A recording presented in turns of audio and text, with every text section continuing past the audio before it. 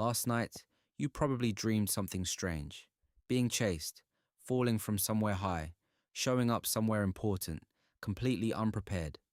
Most people forget these within minutes of waking, but your brain didn't build an entire hallucinated world for nothing.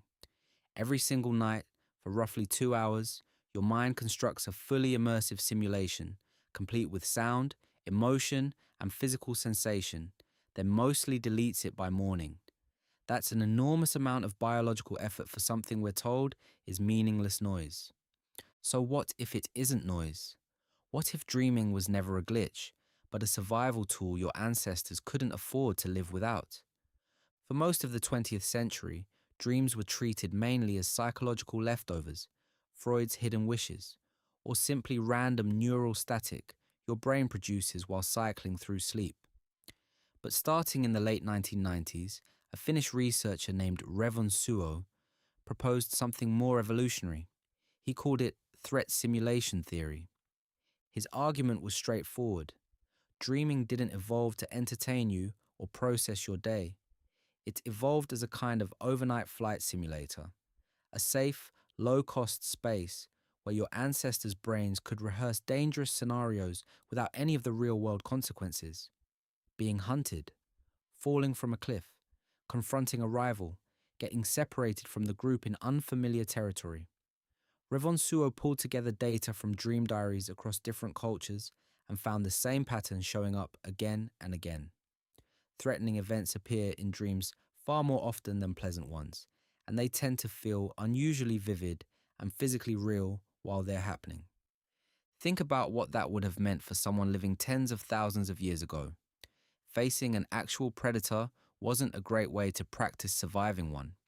The stakes were too high, the margin for error too thin.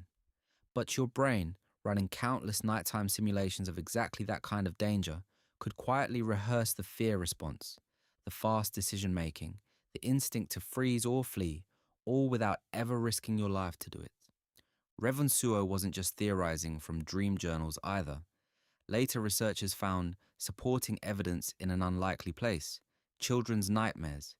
Kids growing up in genuinely dangerous environments, marked by violence, instability, or serious threat, tend to report a higher frequency of threat-related dreams than children in safer settings. Their brains, in other words, appeared to be calibrating the simulation to match the actual danger level of the world they were waking up into. But threat rehearsal is only part of the picture.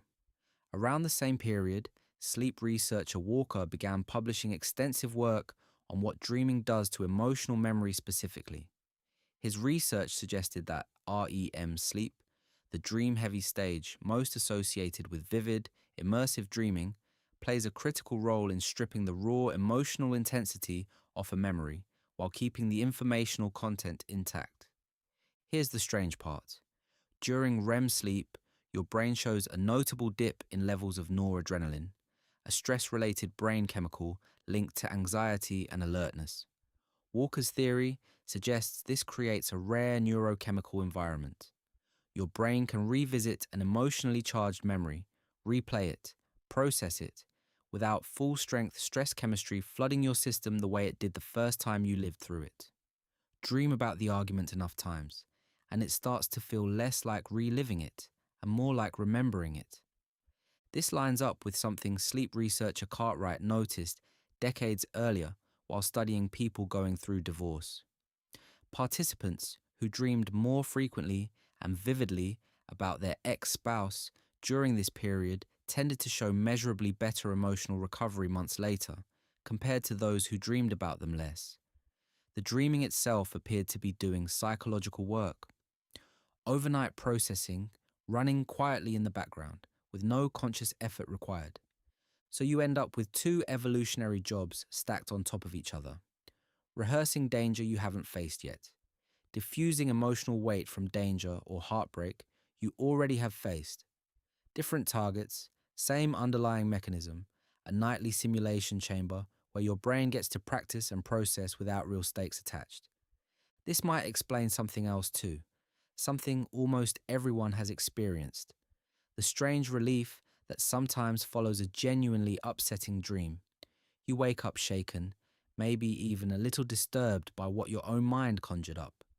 But by afternoon, that specific worry that had been circling your thoughts for days somehow feels quieter, less sharp, like something got worked through overnight, even though you have no memory of deciding to work through anything at all. Here's where it gets personal. You live in one of the safest environments your species has ever experienced. No predators stalking you home from work, no real risk of sudden violent conflict with a rival tribe over territory. And yet your dreaming brain hasn't caught up to that fact even slightly. It's still running ancient threat simulations, still diffusing emotional intensity the same way it did for ancestors facing actual physical danger every single day. That's likely why so many modern dreams feel oddly mismatched to your actual life. Falling, being chased by something formless, showing up somewhere important without your clothes on, wildly unprepared. Your evolutionary simulator wasn't built for job interviews and difficult conversations with your landlord. It was built for stalking predators and territorial rivals.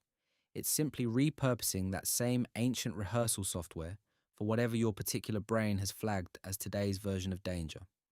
So the next time you wake up rattled by a nightmare that makes no logical sense, know that nothing has actually malfunctioned.